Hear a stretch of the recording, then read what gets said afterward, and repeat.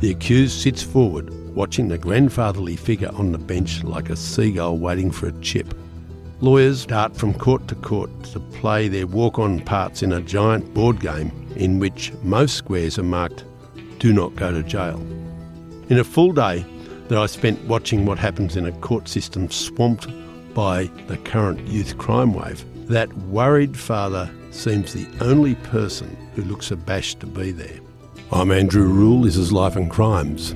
I should point out we're going early this week. We're going a day earlier than usual because of the subject at hand. We're doing a big story about the Children's Court and about youth justice in Victoria and about the youth crime wave in Victoria, and that's what it's all about. I would point out that this episode, mainly for legal reasons, is short, sharp and to the point, because if we add in too many observations, perhaps we'll run foul of the legal system and of our own lawyers. So let's go. So what sort of teenagers do a home invasion, steal a car, drive at lethal speeds up to 200 kilometres an hour while filming themselves smoking a bong with both hands off the wheel, then pull a string of terrifying armed robberies with knives and machetes? What sort of teenager, when he's grabbed by protective services officers to stop him walking on railway tracks, spits in their faces, kicks them and makes threats to kill? What sort of teenager has a stash of cash from armed robberies in his bedroom when police come looking for him 24 hours after his crazed Saturday night earlier last month? The answer to most of those questions is the 15-year-old sitting in the dock between two guards in the biggest courtroom in Melbourne's sleek, modern Children's Court when I attended there one day last month, that's September. He's a cocky kid from a good home in a comfortable Bayside suburb, trying to play subdued and remorseful, but not quite nailing it. Little things give him away. His defence counsel, a well-dressed and well-spoken young woman, gamely claims that her client's first night in custody will have shaken his renegade attitude, and so he'll be a good boy now. She implies he would be intimidated by his surroundings and the fact that he's escorted into court this day by two guards. Truth is, he clearly isn't intimidated. In truth, the rookie crim is casing the joint. He steals a quiet moment to ask one of his poker-faced guards who the stranger is at the back of the court, a gesture clear enough that his mother picks up the cue and turns to stare at the stranger, who, of course, happens to be this reporter. The kid is alert, absolutely. Defiant. No, he's too smart to let that show. Remorseful or intimidated? Give me a break. The kid's too sharp, maybe too well coached, to act anything other than calm and attentive. But he exudes a baked-in self-assurance that's hard to hide. When spoken to, he responds instantly and well, but the politeness and apologetic manner comes across as glib and rehearsed. Unlike a few less fortunate youngsters having their day in court, this bandit brat from an affluent suburb in Melbourne's southeast seems intelligent and articulate. Proof that not everyone who despises school is unintelligent. Not that lack of intelligence stops some kids from being equally antisocial. There's plenty of both sorts on show at the Children's Court. Just through the wall in a smaller courtroom, a rosy-cheeked kid sits beside his downcast father, looking on sullenly as adults talk about him over his head, as if he's not present.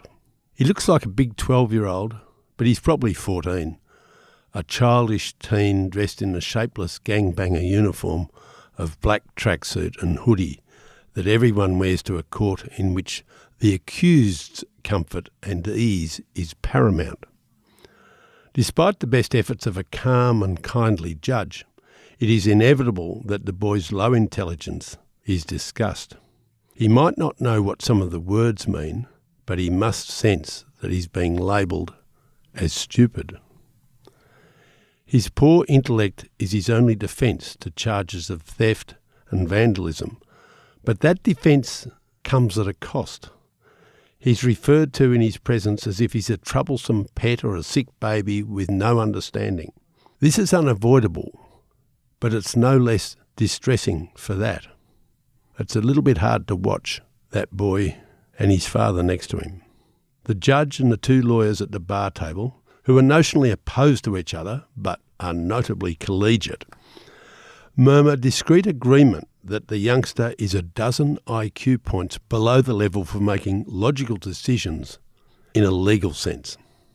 The boy's father, a big bear of a man, thanked by the judge for turning up to court so often, looks both exasperated and anguished by his son's incapacity to resist the bad company that leads him to steal, vandalise property and to carry weapons.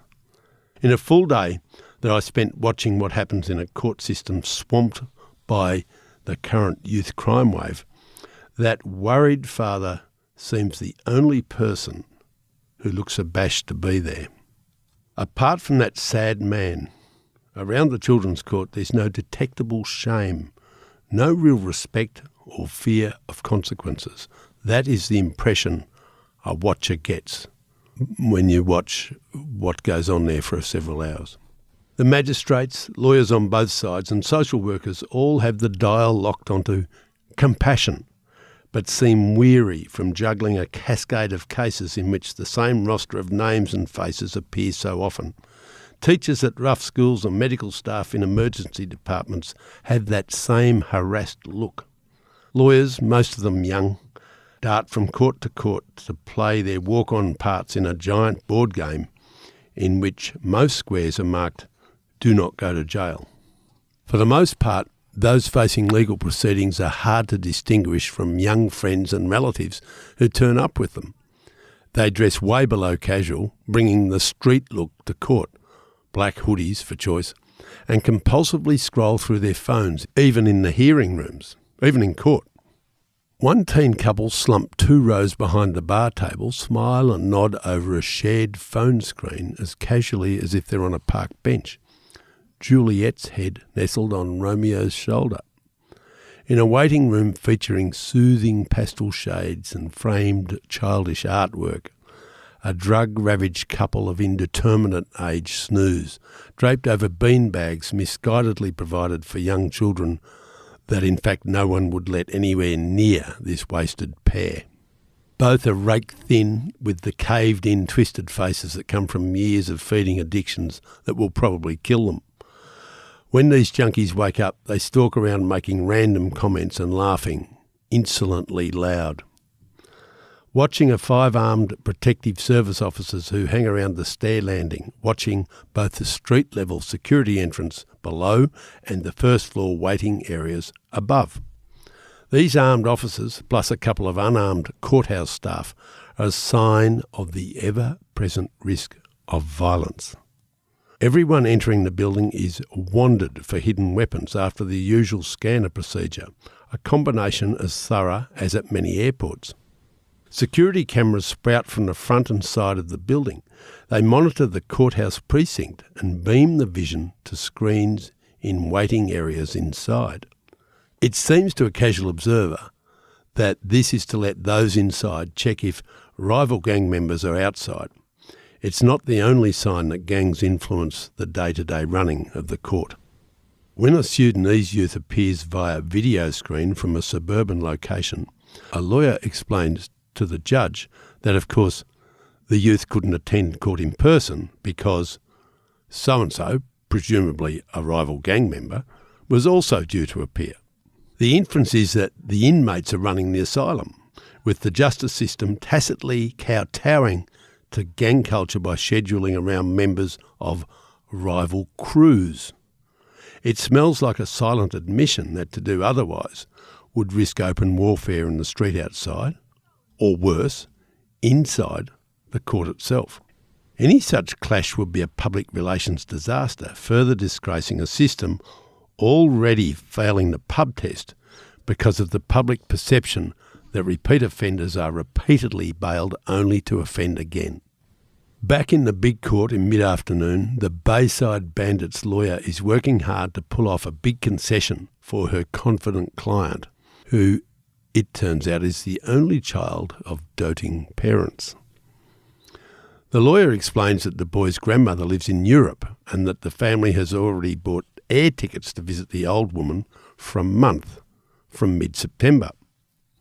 But, adds the lawyer, if the accused is bailed under normal conditions and prevented from flying with his parents, they would be forced to cancel a trip so they could stay home with him. The kindly magistrate knows where this is heading and puts on his game face to show he can look very cross indeed. For him, one possibility is the police request that the robber be refused bail on grounds he poses an unacceptable risk because he has broken bail conditions before. The other, and more usual option, is to bail the robber again, wagging a finger to say that this time the court really means it and will throw the book at him if he keeps behaving badly. And we all know where that ends up. But here's the rub.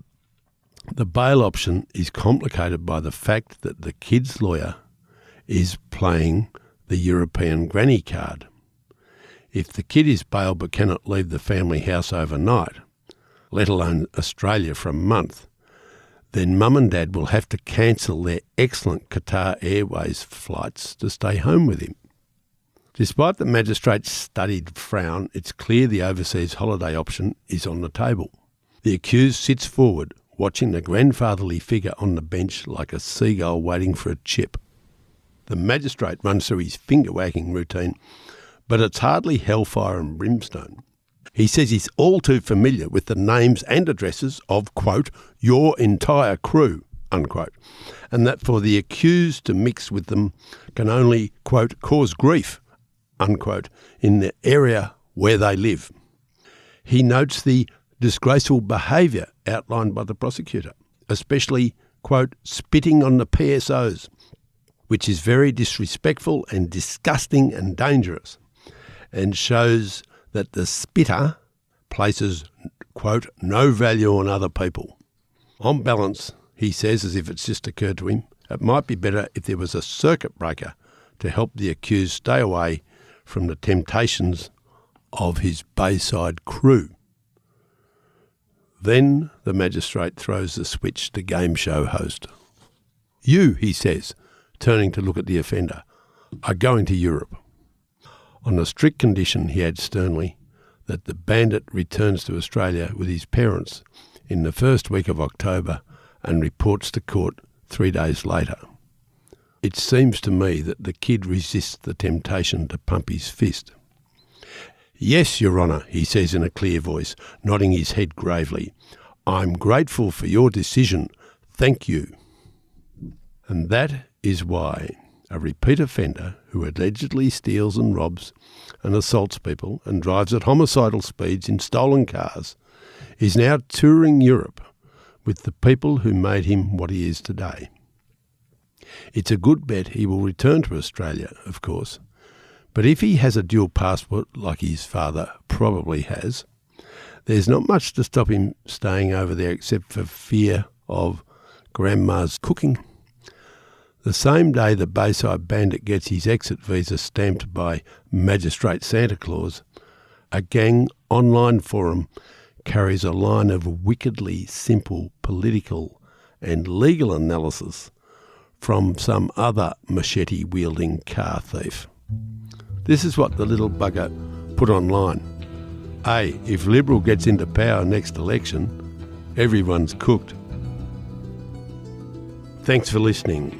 Life and Crimes is a Sunday Herald Sun production for True Crime Australia. Our producer is Jonty Burton.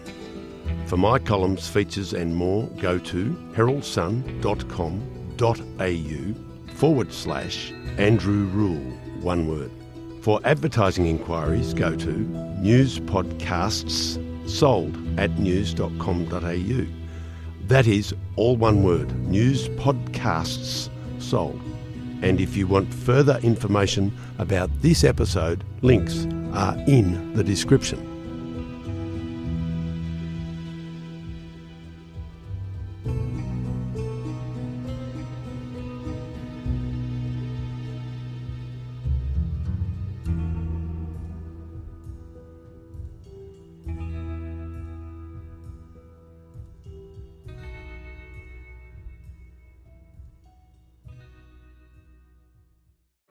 Hi, it's Gary Jubilant here. Do you want a real and raw look inside the world of crime?